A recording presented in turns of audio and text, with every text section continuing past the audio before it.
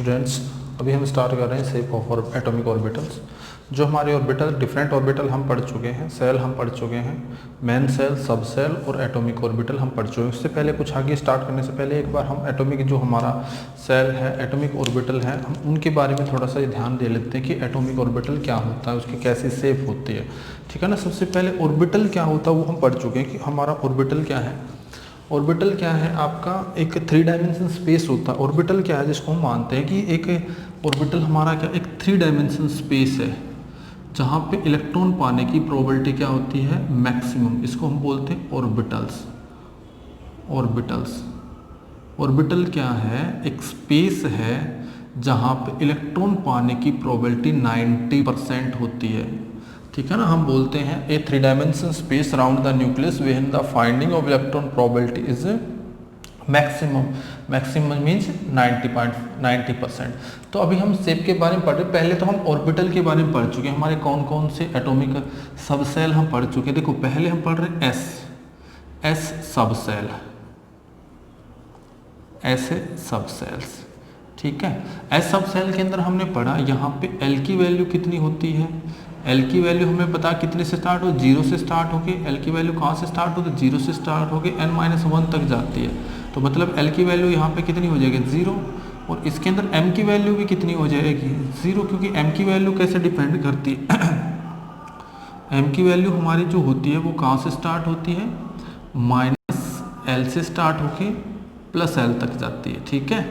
तो इसका मतलब हम m की वैल्यू भी 0 होगी। 0 का मतलब यहाँ पे एक ही ऑर्बिटल है, इसके अंदर 1 एटॉमिक ऑर्बिटल है।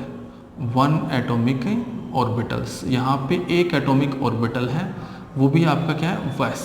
ठीक है, ये ध्यान रखना है आपने। तो अब शेप कैसी होती है, जो आपका s ऑर्बिटल होता है उसकी स्फेरिकल शेप होती है। सबसे पहले आपने डालना s orbital shape, s orbitals shape. तो इसकी शेप कैसी होती है, स्फेरिकल शेप होती है। आपसे पूछे जब कैसी होती है, नाम से पूछा स्फेरिकल, स्फेरिकल शेप। ठीक है ना, स्फेरिकल शेप होती है। ये आपको दिखाई दे रही है, यहाँ पे आपको दिखाई दे रही है X axis, Y axis, Z axis. तीनों एक्सिस के ऊपर जो इलेक्ट्रॉन पाने की प्रोबेबिलिटी 3 डायमेंशन आपकी है। तीनों आपकी जो 3 डायमेंशन है वो एक कम्प्लीटली एज ए स्पेयर की तरह है। जैसे हमारा स्पेयर होता है, स्पेयर की तरह दिखाई दे रही है, इसलिए हमने इसको बोल दिया स्पेरिकल्स एटॉमिक ऑर्बिटल्स। ठीक है ना। तो जो एस ऑर्बिटल होता है वो स्पेयर की तरह होता है, जैसे स्पेयर होता है ना, स्पेयर की तरह हमारा एटॉमिक ऑर्बिटल होता है, इसलिए हमने इसकी शेप को भी नाम दे दिया स्पेरिकल एटॉमिक ऑर्बिटल्स। ठीक है। अब इसके साथ में हम सेकंड की देखें, अगर हमने देखना है कि अगर हम देख रहे हैं कि पी ऑर्बिटल हमारा क्या होता है, पी ऑर्बिटल का अगर हम देखें, ठीक है ना, तो पी ऑर्बिटल में क्या हो जाएगा, पी ऑर्बिटल्स। देखो पी ऑर्बिटल की देखने से पहले हमारा पी ऑर्बिटल जो भी है, ऑर्बिटल कैसे निकला है, देखो हमें पता है इसके लिए एल की वैल्यू कितनी होती है, एल की वैल्यू हमारी कितनी होती है 1, पी के लिए हमारी 1 होती है, और एम की वैल्यू हमारी कितनी होती है -1 +1 और आपका 0। ठीक है ना, 3 वैल्यू होती है। तो उसी हिसाब से हमने एटॉमिक ऑर्बिटल, जो हमारा माइनस होता है इसको हम क्या बोलते हैं, इसकी डायरेक्शन किस डायरेक्शन में, पी वाई। जो पॉजिटिव होता है उसकी डायरेक्शन क्या होती है, पी एक्स, और जो ये आपका 0 होता है पी जेड। तो यहाँ पे हमारे तीनों ऑर्बिटल हैं। एक की जो इलेक्ट्रॉन पाने की प्रोबेबिलिटी वो किस डायरेक्शन में, एक्स एक्सिस में। यहाँ पे देखो आपको साफ पता, अभी मैं नाम नहीं लिख रहा, अब देखो इसको अच्छी तरह देखो तो इलेक्ट्रॉन सिर्फ इस डायरेक्शन में मिल रहे और कहीं नहीं मिल रहे। तो इसका मतलब ये एक ही डायरेक्शन में मिल रहे हैं। किस डायरेक्शन में मिल रहे हैं, हमें ये मिल रहे हैं आपके सिर्फ एक्स एक्सिस में। तो इस ऑर्बिटल का नाम क्या हो जाएगा, आप खुद भी बता सकते हो, पी एक्स ऑर्बिटल्स। ठीक है। इसके लिए अगर m की वैल्यू कोई पूछे तो आपकी m की वैल्यू क्या हो जाएगी, +1। सेकंड हमारा एटॉमिक ऑर्बिटल जिसमें इलेक्ट्रॉन पाने की प्रोबेबिलिटी आपकी इस टाइप की, ये डंबल शेप का होता है। ये अगर कोई शेप पूछे तो क्या होता है, डंबल शेप। डंबल शेप, इसकी डंबल शेप होती है। आपने देखा होगा जैसे जो आपके खिलाड़ी वगैरह होते हैं जो एक्सरसाइज वगैरह करते हैं, तो उनमें आपने देखा होगा कि कैसे किस टाइप की वो आपके डंबल उठाए रहते हैं। तो उसी हिसाब से इनकी शेप क्या हो जाएगी, डंबल शेप। ठीक है। DU आपके जो एक्चुअल में लिखेंगे DUMB, डंबल शेप। ठीक है ना, डंबल शेप होते हैं। जैसे डंबल आपने देखा हुआ इस टाइप के डंबल होते हैं, तो 3 तरह के आपके डंबल होंगे। एक डंबल वो होगा, हमने डंबल उठाया उसको किस डायरेक्शन में रख दिया, वाई एक्सिस में। ये डंबल लिया मैंने, इसको ऐसे रख दिया, ऐसे पकड़ लिया मैंने, तो ये क्या होगा, वाई एक्सिस में। दूसरा डंबल मैंने उठाया जो क्या है, एक्स एक्सिस में, उसको मैंने रख दिया एक्स एक्सिस में। आपको साफ दिखा रही है, ये डंबल मेरा एक्स एक्सिस में दिखाई दे रहा है, तो डंबल सेफ है। तीसरा हमारा जेड डायरेक्शन में, तो हमने इसको रख दिया जेड डायरेक्शन में। तो हमारे पी के 3 ऑर्बिटल होते हैं जिनकी डंबल शेप होती है। ओरिएंटेशन यहाँ पे तीनों में क्या है, एनर्जी तो तीनों की सेम है। एनर्जी क्या है, एनर्जी क्या है, सेम, तीनों की सेम है, इसलिए हम इनको बोलते हैं D generate orbital. D generate orbitals. D generate orbital का मतलब सेम एनर्जी, जिसकी एनर्जी तो क्या है, सेम है, लेकिन यहाँ पे ओरिएंटेशन अलग है। यहाँ पे डिफरेंट क्या है, इन तीनों की डिफरेंट है ओरिएंटेशन। क्या अलग है, ओरिएंटेशंस, इनकी ओरिएंटेशन अलग है। ओरिएंटेशन मतलब इलेक्ट्रॉन पाने की प्रोबेबिलिटी अलग अलग डायरेक्शन में है, ठीक है ना। इसकी एक्स एक्सिस में, इसकी वाई एक्सिस में, उसकी जेड एक्सिस में, मतलब इलेक्ट्रॉन पाने की प्रोबेबिलिटी डिफरेंट डायरेक्शन में है, लेकिन एनर्जी तीनों की सेम है। अगर हम इनको लिखते हैं तो हमेशा ऐसे ही लिखते हैं ना, 1 2 3, ऐसे तो लिखते नहीं भी हम। ये P हो गया, ये X हो गया, ये Y हो गया, तो मतलब ये तीनों की एनर्जी, हम तीनों को इकट्ठा एक लाइन में इसलिए लिखते हैं कि तीनों की एनर्जी सेम है, ठीक है ना। तो इस तरह हमारा क्या हो जाएगा, जो आपका पी ऑर्बिटल है उसकी कैसी शेप होती है, डंबल शेप होती है, और आपकी अलग अलग डायरेक्शन में होती है। इसकी शेप कैसी होती है, डंबल्स, ठीक है ना, डंबल शेप होती है। तीसरा हमारा है, जो हम थर्ड ले रहे हैं, हमारा है डी ऑर्बिटल्स। डी ऑर्बिटल्स, तो जो हमारा डी ऑर्बिटल है उसके लिए आपको देखना होगा एल की वैल्यू क्या होती है। एल की वैल्यू आपकी 2 हो जाती है, 1 उसके लिए 1 थी, तो एम की वैल्यू क्या हो जाएगी, -2 -1 0 +1 +2। तो टोटल हमारे कितने हो गए, तो इससे हम किसको रिप्रेजेंट करते हैं पता है हमें, माइनस वाला जिसमें वाई एक्सिस होगा तो हमारा क्या हो जाएगा dxy, -1 से किसमें, जिसमें फिर y होगा dyz, फिर आपका क्या है 0 से किसको dz की स्क्वायर, ठीक है। तो इस तरह आपका ये कौन सा है, ये यहाँ पे आपका ये एक डंबल है, लेकिन यहाँ पे एक बैली, एक रिंग टाइप में है, इसको बोलते हैं बैली। ये आपको दिखाई दे रही है, ऐसे है, ये डंबल है, जैसे ये आपको कैसे ये मान लिया सपोज किया, ये डंबल है, इसके चारों तरफ एक रिंग और है, ऐसे ऐसे रिंग है चारों तरफ, इसके चारों तरफ एक रिंग है, तो ये इसकी शेप हो जाएगी डंबल शेप, और साथ में इसमें रिंग है। बाकी सब में डबल डंबल है, और इनमें डिफरेंस क्या, ये दोनों के दोनों इंपॉर्टेंट है, आपके पूछे भी जाते एग्जाम के अंदर किस तरह की शेप है, ठीक है ना। तो अपने ध्यान रखना, यहाँ पे एक डंबल के साथ में एक रिंग भी बनी हुई है, आपकी क्या एक रिंग है जिसको बोल देते हैं बैली, ठीक है ना। एक रिंग बनी हुई, एक डंबल है, और उसके चारों तरफ, डंबल के चारों तरफ हमने एक रिंग डाल रखी है, ठीक है ना। यहाँ पे देखेंगे इसके अंदर, यहाँ पे जो आपका इलेक्ट्रॉन पाने की प्रोबेबिलिटी ऑन द एक्सिस है, इसमें क्या है कि इलेक्ट्रॉन आपका ऑन द एक्सिस है, ये हमारी एक्सिस है, ये भी एक्सिस है, तो एक्सिस के ऊपर इलेक्ट्रॉन मिल रहे हैं हमें, यहाँ पे एक्सिस के ऊपर मिल रहे हैं, लेकिन यहाँ पे हमें एक्सिस पे नहीं मिल रहे, हमारी एक्सिस तो ये है, तीनों के अंदर बिटवीन द एक्सिस है, ये हमारी एक्सिस है, लेकिन इलेक्ट्रॉन एक्सिस पे नहीं, एक्सिस के बीच में है। यहाँ पे इलेक्ट्रॉन इस दोनों एक्सिस के क्या है, बीच में, ये आपकी एक्सिस है, इनके बीच में लोब है, यहाँ ऑन द एक्सिस है, ये मेरे क्या है एक्सिस है, इनके ऊपर ही लोब है यहाँ पे, लेकिन ये एक्सिस है, लेकिन इनके बीच में लोब है। ये एक्सिस है मेरी, जहाँ पे लोब आपके क्या होंगे, बीच में, तो उनको हम बोल देंगे, वो हमारी क्या हो जाएंगे, तीनों में लोब, इसके भी आप एक्सिस देखो, यहाँ पे भी लोब बीच में, यहाँ वाला भी लोब बीच में, यहाँ वाला भी लोब बीच में, इसी तरह इसमें भी लोब बीच में, तो इनके अंदर सबके अंदर लोब बीच है, लेकिन यहाँ पे देखो ऑन द लोब है, जिस डायरेक्शन में मैंने मेरी एक्सिस है उसी डायरेक्शन में लोब है, बस ये डिफरेंस है इसके अंदर।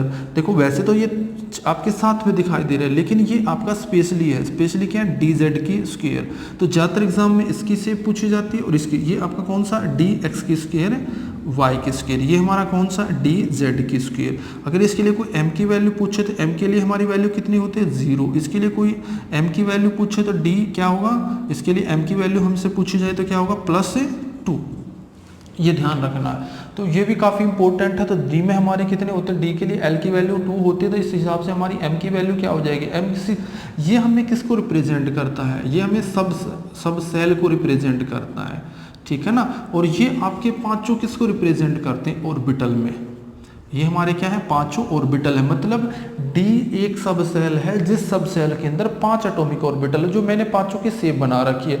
तो पांचों ऑर्बिटल में कोई पूछे भी सेम क्या है, तो आप बोलोगे सेम क्या है, कि एनर्जी पांचों की सेम है। एनर्जी तो सेम है पांचों की, अगर इसके पास 1 किलो जूल है तो इसके पास भी 1 किलो जूल, एनर्जी सबकी सेम है, तो फिर डिफरेंट क्या है। तो बोलेंगे भाई डिफरेंट इनके अंदर, आप पूछोगे डिफरेंट क्या है, तो डिफरेंट एक्सीज है, ओरिएंटेशन है। ये इनके लोब है अलग अलग ओरिएंटेशन में मिलते हैं, जहां पे इलेक्ट्रॉन पाने की प्रोबेबिलिटी अलग अलग होती है, उसी हिसाब से ये आपका शेप बना रखी है, ठीक है ना। तो ये हमारी क्या होगी, तीनों एटॉमिक ऑर्बिटल हो गए। एसपीडी, एफ की हमने नहीं पढ़नी। एफ में अगर आपसे कोई ऑर्बिटल पूछे तो ऑर्बिटल तो हम बता सकते हैं। तो यहाँ पे एल की वैल्यू क्या होती है 3, एम की वैल्यू क्या हो जाएगी -3 -2 -1 0 +1 +2, ठीक है ना, +3। तो टोटल एटॉमिक ऑर्बिटल कितने हो जाएंगे, एटॉमिक ऑर्बिटल हो जाएंगे हमारे 7। एटॉमिक ऑर्बिटल हमारे कितने हो जाएंगे 7। लेकिन इनसे कोई शेप नहीं पूछेगा, जब आप बीएससी वगैरह करते तो वहाँ पे आती है आपकी 11 तक, आपकी 12 तक बस यही आती है। एस की पूछी जा सकती है, पी की पूछी जा सकती है, ज़्यादातर डी की एग्जाम में पूछे जाते हैं, क्योंकि एस पी की तो बिल्कुल सिंपल होती है। एस की तो सिर्फ क्या स्पेरिकल है, इसकी क्या सिंगल डंबल होती है, लेकिन यहाँ पे डबल डंबल होती है, और इसमें से कुछ की आपकी क्या होती है, थोड़े से अलग टाइप की होती है, ठीक है। तो ये हमारी होगी सी। अब इसके अंदर अगर हमें नोड पूछे जाए भी, नोड क्या होते हैं वो नोड भी देख लेते हैं यहाँ पे।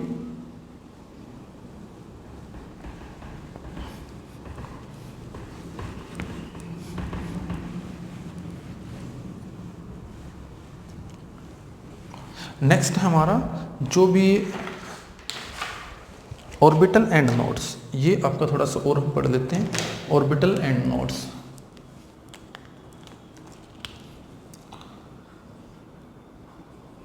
ऑर्बिटल्स एंड नोड्स, ठीक है। नोड क्या होते हैं, ऑर्बिटल वो होता है जहां पे इलेक्ट्रॉन पाने की प्रोबेबिलिटी मैक्सिमम होती है। क्या होती है, मैक्सिमम। लेकिन नोड क्या होता है, आपको पता है इलेक्ट्रॉन पाने की जो प्रोबेबिलिटी होती है यहाँ पे क्या होती है 0, ठीक है। ये क्या है, 3 dimension space, 3 dimension space where electron finding probability is maximum. Electron finding probability probabilities is maximum. यहाँ पे इलेक्ट्रॉन पाने की जो प्रोबेबिलिटी होती है वो क्या होती है, मैक्सिमम होती है। लेकिन यहाँ पे क्या है, the 3 dimension space, 3 dimension space where electron finding probability 0, electron finding probability is 0। वहाँ पे इलेक्ट्रॉन पाने की प्रोबेबिलिटी क्या होती है, 0 होती है। तो आपका दोनों डिफरेंस समझ में। ऑर्बिटल तो वो स्पेस होता है न्यूक्लियस के चारों तरफ जहाँ पे इलेक्ट्रॉन पाने की प्रोबेबिलिटी मैक्सिमम होती है। जो साइज स्क्वायर है, साइज स्क्वायर हमें बताता है इलेक्ट्रॉन, बताता है इलेक्ट्रॉन कहाँ पे है। ये आपकी इंटेंसिटी यहाँ पे क्या होगी, इसको हम क्या बोलते हैं, इलेक्ट्रॉन इंटेंसिटी। ये क्या है, इलेक्ट्रॉन इंटेंसिटी। इंटेंसिटी क्या होती है, जहाँ पे आपकी ज़्यादा पाने की संभावना होती है, इलेक्ट्रॉन इंटेंसिटी। इंटेंसिटी आपका एज ए इंग्लिश वर्ड ले सकते हैं, जहाँ पे कोई चीज़ मिलती है। यहाँ पे इलेक्ट्रॉन इंटेंसिटी क्या है, 0 है। यहाँ पे कोई इलेक्ट्रॉन मिलेगा, यहाँ पे इलेक्ट्रॉन पाने की इंटेंसिटी मैक्सिमम है, यहाँ पे इलेक्ट्रॉन पाने की, ये मान लो अगर आप लाइट ले रहे हो, ये तो लाइट की मैक्सिमम है। यहाँ पे क्या है, डार्क, यहाँ पे कोई लाइट नहीं है। ये वो स्पेस होता है जहाँ पे लाइट नहीं जाती है एज, तो उसको हम नोड बोल देते हैं। इलेक्ट्रॉन के केस में उसको नोड बोल देते हैं। और यहाँ पे अब क्वेश्चन ये है कि नोड को हम ढूंढेंगे कैसे, ठीक है ना। नोड हमें कैसे मिलेगा, कैसे क्या होता है नोड, पहले हम ये पढ़ लेते हैं, ठीक है। तो हमारे क्या होते हैं, नोड टाइप होते हैं नोड की। जो हमारे नोड होते हैं वो आपके क्या होते हैं, 2 टाइप के होते हैं, ठीक है।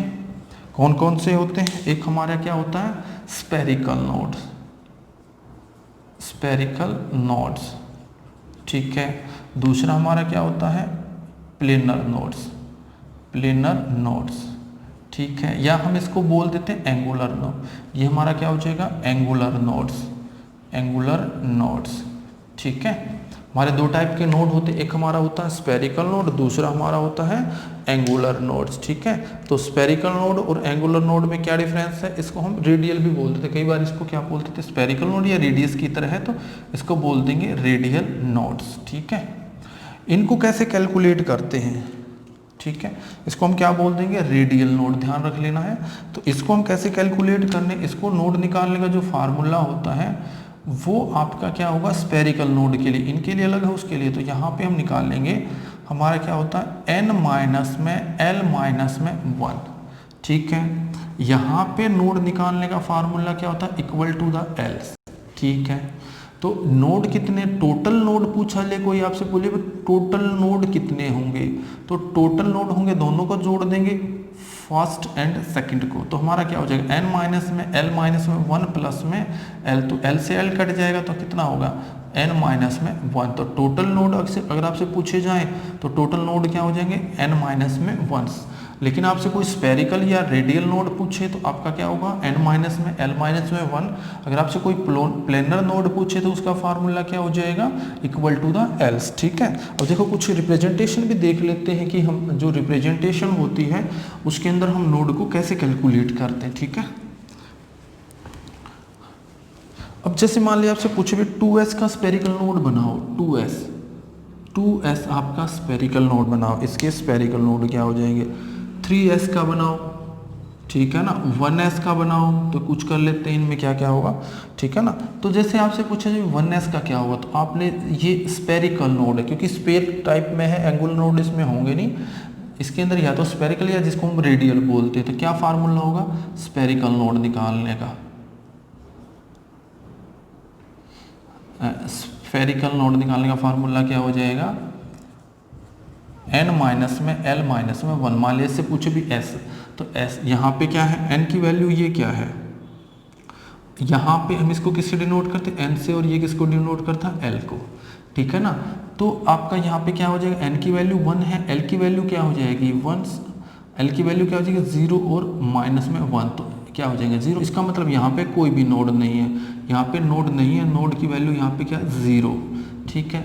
अब 2s में देखें, अगर 2s की बात करें, 2s में कैसे निकलेंगे, n माइनस में l माइनस में 1, तो आपका क्या हो जाएगा 2 माइनस में 0 माइनस 1, तो 1 नोड है यहाँ पे, ठीक है ना। यहाँ पे नोड कितने हो जाएंगे 1 नोड, स्पेरिकल जो नोड है या हम उसको बोल देंगे रेडियल नोड्स, ठीक है। रेडियल नोड कितने हो जाएंगे, अगर आपसे कुछ भी 3s में कितने होंगे, 3s के अंदर रेडियल नोड कितने हो जाएंगे, n माइनस में l माइनस में 1 आपसे पूछे तो क्या हो जाएगा, n की वैल्यू कितनी 3 माइनस में l की वैल्यू 0 माइनस 1, तो इसमें कितने हो जाएंगे 2 नोड्स।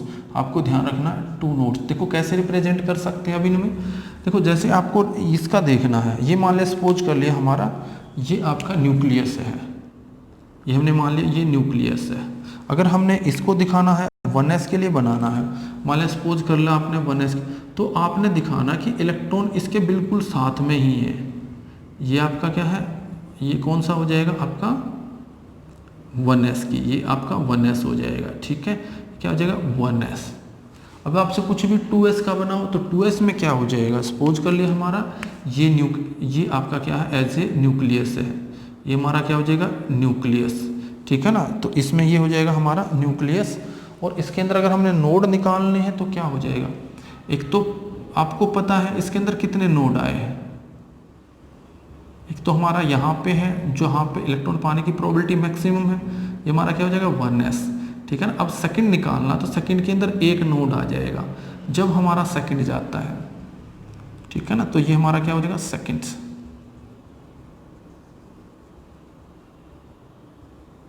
तो बीच में जो जगह खाली दिखाई दे रही है इसको क्या बोलेंगे नोड्स, तो ये हमारा क्या हो जाएगा नोड्स, ये क्या आ जाएगा नोड। जो आपको व्हाइट कलर दिखाई दे रहा है इनके दोनों के बीच में, तो वो ये हमारी किसकी हो जाएगी 2s की। अगर आपने 3s का बनाना है तो 3s का कैसे बनाएंगे, 3s में भी ऐसे कर देंगे, सेंटर में किसको रख देंगे, सेंटर में हमारा क्या आ जाएगा न्यूक्लियस, ये हमारा क्या है न्यूक्लियस। अब हमने जैसे 3s का बनाना है तो क्या हो जाएगा 1s, हमारा क्या हो जाएगा 1s, जब जिसका मतलब 1s शुरू होते हैं, फिर हमारा सेकंड हो जाएगा, सेकंड क्या हमारा 2s,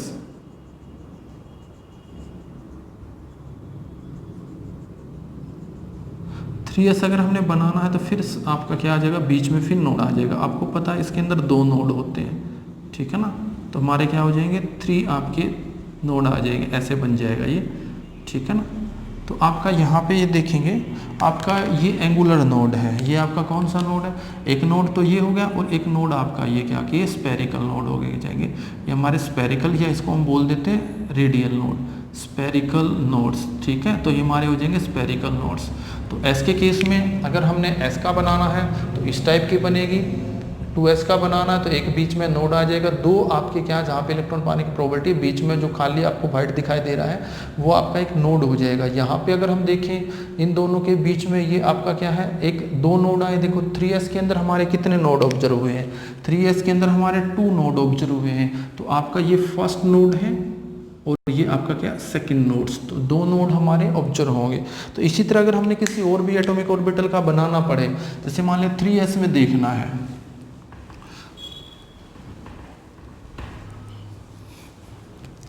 देखो आपसे 3s या 3p में पूछ ले, आपसे कोई भी पूछ ले भी 3p के बताओ, 3p में आपसे पूछे भी 3p में बताओ कितने होंगे। 3p के अंदर अगर हम देखें तो 3p के अंदर अगर हम पहले इसमें नोड निकाल लेंगे, नोड कैसे निकलेंगे, n माइनस, अभी हम स्पेरिकल नोड निकाल रहे हैं, स्पेरिकल नोड्स, ठीक है। तो स्पेरिकल नोड क्या होगा, n माइनस में l माइनस में 1, तो n की वैल्यू 3 माइनस में l की वैल्यू क्या होती है, p के लिए l की वैल्यू क्या होती है 1 और माइनस में 1, तो हमारा क्या हो जाएगा 1 नोड्स। तो इसमें कितना आएगा 1 नोड्स, क्योंकि ये 3 वैल्यू कहाँ से आई है, n से, और ये 1 वैल्यू कहाँ से आई है, l से, और ये आपका 1 हो जाएगा, n माइनस में l माइनस में 1। तो p के लिए जो n की वैल्यू होती है वो आपकी 1 होती है, ठीक है। तो एक नोड निकलेगा। तो अब हमने p का बनाना, 3p के लिए बनाना, तो ये हमने ऐसे ले लिया, जैसे सेम बना रखा है, इसके भी बना सकते जैसे ये बना रखा है आपको, ठीक है ना। जैसे हमने किसी के लिए भी बनाना, ये हमारा है, हम क्या करेंगे, एक तो ये बन गया हमारा, अब सेकंड वाला हमने बनाना है, तो सेकंड वाला क्या हो जाएगा, यहाँ पे क्या होगा, थोड़ी सी डिस्टेंस के बाद आपका यहाँ पे इलेक्ट्रॉन पाने की प्रोबेबिलिटी इस टाइप का बन जाएगा। ये हम ऐसे कंप्लीटली भी बना सकते हैं, ठीक है ना। तो इसके अंदर आपका क्या हो जाएगा, इसमें हमारा एक नोड आ जाएगा जिसको हम थोड़ी सी जगह छोड़ के फिर बना सकते हैं, ठीक है ना। तो जैसे ये मान लिया ये आपका हो जाएगा, ठीक है ना। सेकंड जैसे हम ले लिया, चलो मैं कल कंप्लीट ही बना देता हूँ, ये आपका क्या हो जाएगा, एक ये है और सेकंड हमारा ये हो जाएगा, ठीक है। बीच में जगह है, यहाँ पे भी ऐसे हो जाएगा, ये हमारा ये है और सेकंड हमारा ये हो जाएगा, ठीक है ना। अब यहाँ पे इलेक्ट्रॉन कहाँ पे, बीच में तो नोड है, ये क्या है स्पेरिकल्स, ये हमारे क्या हो जाएंगे, यहाँ पे इलेक्ट्रॉन पाने की प्रोबेबिलिटी मैक्सिमम होगी, ठीक है ना। इन दोनों के बीच में आपके नोड होंगे, ये आपका क्या है नोड है, एक प्रकार से वन टाइप आपका ये क्या है, एक नोड है,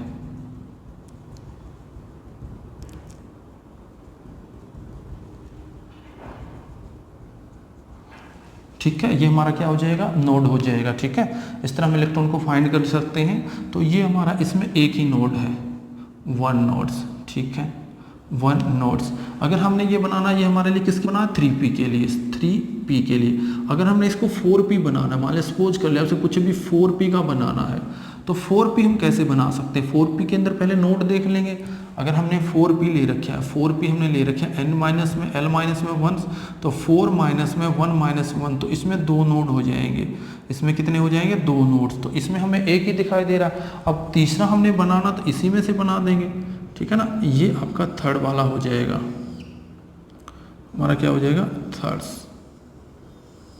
ठीक है। इसी का हम क्या बना देंगे, थर्ड बना देंगे, ठीक है। तो ये हमारा क्या हो जाएगा, यहाँ पे इलेक्ट्रॉन पाने की प्रोबेबिलिटी क्या हो जाएगी, एक तो ये आपका नोड हो जाएगा, एक आपका ऑलरेडी पहले से पता है, आपको साफ दिखाई दे रहे, 3 नोड इसमें दिखाई दे रहे हैं आपको, ठीक है ना। एक नोड ये हो जाएगा और एक आपका यहाँ पे हो जाएगा थर्ड वाला, ठीक है, ये आपका बन जाएगा। तो इस तरह हम स्फेरिकल नोड को शो कर सकते हैं, ठीक है। तो एंगुलर नोड, अब आपसे पूछे भी कोई आपका एंगुलर नोड क्या, देखो यहाँ पे जगह खाली दिखाई दे रही है, ये खाली जगह है, तो यहाँ पे ये आपका एक नोड ही तो है। ये किस टाइप का नोड है, ये एंगुलर नोड है, एंगुलर नोड्स, ठीक है। इसमें भी इस तरह निकाल सकते हैं, लेकिन यहाँ पे कोई एंगुलर नोड नहीं होगा। आपने ध्यान रखना है dz की स्क्वायर के अंदर अगर आपसे कोई पूछे भी एंगुलर नोड कितने होंगे, एंगुलर नोड इसके अंदर होंगे 0, ये ध्यान रखना, क्योंकि यहाँ पे ही नोड पाना था। यहाँ पे दो नोड है, एक एंगुलर नोड अगर आपसे पूछे भी, एक नोड ये है, एक नोड ये है, मतलब एक ही होगा। इधर वाला ये वाला एक नोड है, एक नोड है, दो नोड होंगे। इसके अंदर अगर आपसे पूछे भी एंगुलर नोड कितने हैं तो दो होंगे। यहाँ से कोई पूछे भी एंगुलर नोड कितने हैं, 0 है, क्योंकि जहाँ पे आपका नोड मिलना था वहाँ पे इलेक्ट्रॉन मिल जाएंगे। स्फेरिकल नोड निकालने का बोल, इसमें भी आपके दो ही नोड होंगे, एक इस डायरेक्शन में होगा, एक इस डायरेक्शन में होगा। तो इस तरह हम क्या कर सकते हैं, नोड को कैलकुलेट कर सकते हैं। ठीक है, अब हम इसी के अंदर क्या कर लेते हैं, एक चीज और ड्रा कर लेते हैं।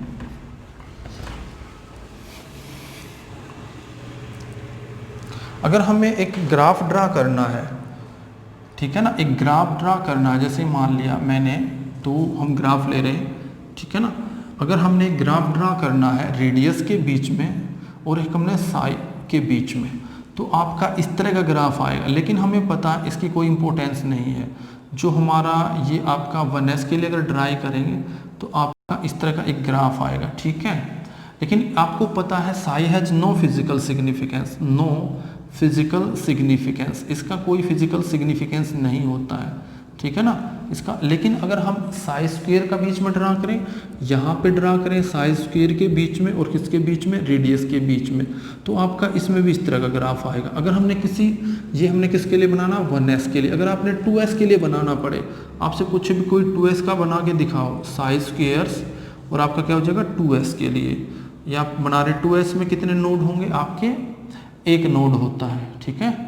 2s में हमारे कितने हो जाएंगे, नोड निकालेंगे तो एक नोड हो जाएगा। इसका मतलब जितने नोड हो उतने ही क्रॉस लगा देंगे, ठीक है ना। ये ध्यान रखना, नोड बनाने के लिए आपका क्या करना पड़ेगा, जितने आपके नोड होंगे, जो आपका बेस है जिसपे हम रेडियस दिखा रहे हैं ड्रा करने के लिए, हम उतने ही जितने, ये मैंने जो क्रॉस लगाया ये किसको रिप्रेजेंट कर रहा है, ये नोड को रिप्रेजेंट कर रहा है। इसका मतलब एक बार ग्राफ आएगा, फिर नीचे आके फिर ऊपर राइज हो जाएगा। तो आपने ये ध्यान रखना, इस तरह का आपका ग्राफ आएगा। तो इसमें जहाँ पे आपको नोड दिखा रहा है ये होगा आपका ऐसे, ठीक है ना, ऐसे, फिर वापस फिर ऐसे जाके ऐसे आ जाएगा। अगर आपको दिखाना हो 3s का, अब आपको दिखाना 3s में, और इधर क्या 3s के लिए आप बना रहे हो, 3s का बना रहे हो, 3s में क्या हो जाएगा साई की स्क्वायर्स, ठीक है ना। तो यहाँ पे हम ले लेंगे रेडियस। तो मैंने पता है यहाँ पे नोड कितने होंगे, स्फेरिकल नोड, n की माइनस l की माइनस 1, तो हमारे 2 आ जाएंगे, तो मैंने 2 क्रॉस लगा देंगे, ये ध्यान रखना है, ठीक है ना। पहले वाला हमारा यहाँ आएगा, दिखा देंगे, वापस नीचे नहीं लेके जाना, फिर यहाँ आ जाएगा, फिर आपका ये आ जाएगा, तीसरे वाला आपका छोटा होता चला जाएगा। ये आपने ध्यान रखना। इस तरह हम क्या कर सकते हैं, इसके नोड बना सकते हैं, ठीक है। तो ये हमारा किसके लिए हो जाएगा 3। जितने भी आपको नोड आएंगे उतने ही बेस के ऊपर हम उतने ही एक्सेस के ऊपर उतने ही क्रॉस लगा देंगे, हम ऐसे ड्रा कर सकते हैं, ठीक है ना। अगर हमने एक रेडियल प्रोबेबिलिटी फंक्शन कर्व निकालना है, रेडियल प्रोबेबिलिटी फंक्शन कर्व, एक और मैं थोड़ा सा करवा देता हूँ, रेडियल प्रोबेबिलिटी फंक्शन कर्व आपको निकालना है। तो रेडियल प्रोबेबिलिटी फंक्शन कर्व आप कैसे निकालोगे, इसको हम एक स्फेरिकल मान के चलते हैं। देखो इसको हम निकालने का, रेडियल प्रोबेबिलिटी फंक्शन कर्व होता है r एंड dr के बीच में। एक रेडियस मान लें स्फेरिकल आपकी होती है, कोई भी एलिमेंट ले लेंगे उसके बीच में। तो आपको पता, जैसे ही मान लिया ये न्यूक्लियस है, ठीक है, कोई एलिमेंट यहाँ से, इसकी रेडियस क्या होगी हमारी r होगी, और थोड़ी सी और बढ़ा देंगे, ये हमारी क्या हो जाएगी dr हो जाएगी, यहाँ से यहाँ तक की क्या हो जाएगी dr, ठीक है। अगर मुझे इस एलिमेंट का वॉल्यूम निकालना, ये मेरा एक एलिमेंट हो जाएगा, इसका वॉल्यूम निकाल लेंगे, कैसे निकाल लेंगे, आपने पढ़ चुके हो। वॉल्यूम आप निकालने का तरीका क्या होता है, हमारा टोटल यहाँ तक की रेडियस कितनी हो जाएगी, 4/3 पाई r की r प्लस में dr, ठीक है। टोटल यहाँ तक की हमारी क्या हो जाएगी r प्लस में dr, और यहाँ तक की कितनी हो जाएगी r, तो इसकी क्यूब माइनस में 4/3 पाई r की क्यूब, ठीक है। आपको जो जैसे dr आ जाए, नहीं dr की स्क्वायर आ जाए, dr की क्यूब आ जाए, इनको आपने नेगलेक्ट कर देना है, सिर्फ आपने क्या रखना dr।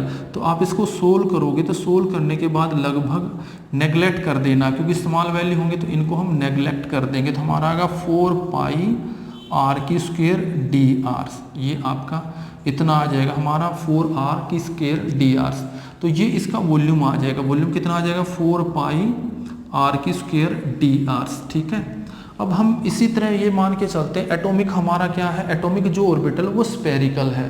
तो स्फेरिकल है तो उसको कैसे कैलकुलेट करेंगे, ये ध्यान रख लेना है। स्फेरिकल है तो उसको कैसे कैलकुलेट करेंगे हम, उसको रेडियल प्रोबेबिलिटी फंक्शन क्या होगा। अब हमें पता है जो हमारा रेडियल तक का है, रेडियल प्रोबेबिलिटी क्या होगा, इसको हम डिनोट कर रहे हैं 4 पाई आर की स्क्वायर और डी आर। ये हमारा अभी हमने निकाला है, जो इस एलिमेंट का जो होता है, जो एलिमेंट का हमने निकाला है, तो इसको हम रिप्रेजेंट कर देते हैं इससे। अब फंक्शन के लिए क्या लेते हैं, वेव फंक्शन के लिए क्या लेते हैं साई। ठीक है ना, तो रेडियल प्रोबेबिलिटी फंक्शन अगर हमारा क्या हो जाएगा, दोनों को मल्टीप्लाइड कर देंगे। Radial probability functions, probability function किसके बराबर हो जाएगा, दोनों की मल्टीप्लिकेशन कर देंगे, इसकी और इसकी, तो हमारा किसके बराबर हो जाएगा 4 पाई आर की स्क्वायर डी आर और साई। ठीक है, इसको हम ले लेंगे, हमने अब इसको सिंप्लीफाई कर लेंगे 4 पाई आर की स्क्वायर साई, और ये हमारा हो जाएगा डी आर। तो इसको बोलते हैं रेडियल प्रोबेबिलिटी फंक्शंस। तो यहाँ पे हम ये ले लेंगे, इसको छोड़ देते, नेगलेक्ट कर देते, तो इसको ले लेंगे रेडियल्स प्रोबेबिलिटी फंक्शंस। ये सब कुछ सपोज कर रखा है फंक्शंस। ठीक है, ये कोई मैथमेटिकली नहीं है, ये आपका सपोज कर रखा है।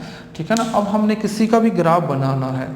अब जैसे हमने ग्राफ ड्रा करना, इसके बीच में रेडियस के बीच में जो फंक्शन ड्रा करेंगे, अब हम क्या कर लेंगे रेडियल प्रोबेबिलिटी फंक्शन कराओ।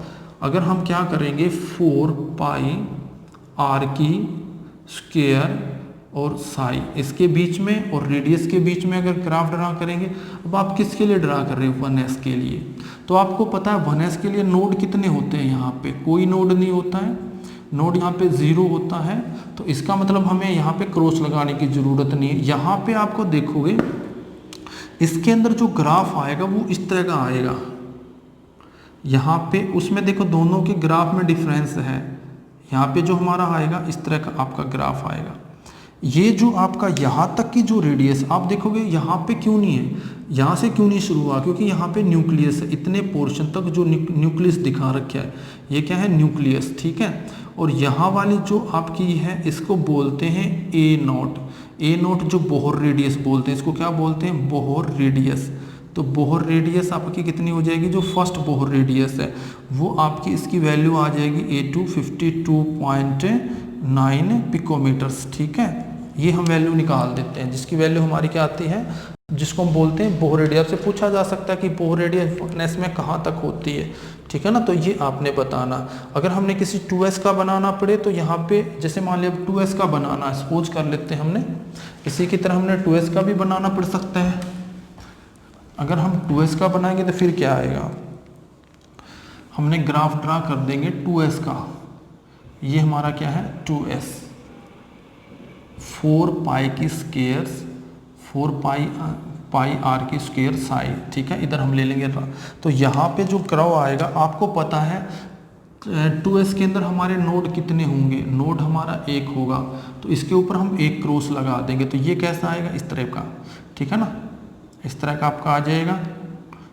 ठीक है ना, फिर इसको यहाँ पे मिला देंगे, यहाँ पे क्रॉस लगा देंगे इस पे, फिर आपका ये आ जाएगा। दूसरे वाला छोटा कम होता चला जाएगा। अब क्यों हो रहा है, आपको पता है यहाँ पे वॉल्यूम 0 है। देखो ये पोर्शन है एट द न्यूक्लियस के पास, न्यूक्लियस पे क्या होगा 0 हो जाएगा 0, लेकिन ये मैक्सिमम होगा। न्यूक्लियस के पास इलेक्ट्रॉन पाने की प्रोबेबिलिटी क्या होती है मैक्सिमम। तो दोनों का जो प्रोडक्ट होता है मैक्सिमम, लेकिन ये 0 है तो 0 से ये मल्टीप्लाइड हो जाएगा तो यहाँ पे 0 आ जाता है। ठीक है, तो ये आपका क्या आ जाएगा 0 आ जाएगा। ये आपको ध्यान रखना, ये हमने छोटा नहीं, इसको हमने बड़ा करके लिखना है। ठीक है, तो ये हमारी क्या आ जाएगी यहाँ तक 2r। तो हमने इसके लिए जितने भी हमने जिसका भी बनाना उस पर उतने ही हम क्या लगा देते हैं क्रॉस लगा देते हैं। तो इसका अगर हमने बनाना है तो बहुत कम चांसेस हो ऐसे पूछने के एग्जाम में, थोड़ा सा कंपटीशन एग्जाम में जरूर पूछा जा सकता है इस तरह का, लेकिन सिंपल एग्जाम में चांसेस कम होते हैं इनको पूछने के। ठीक है, ये आपने ध्यान रखना।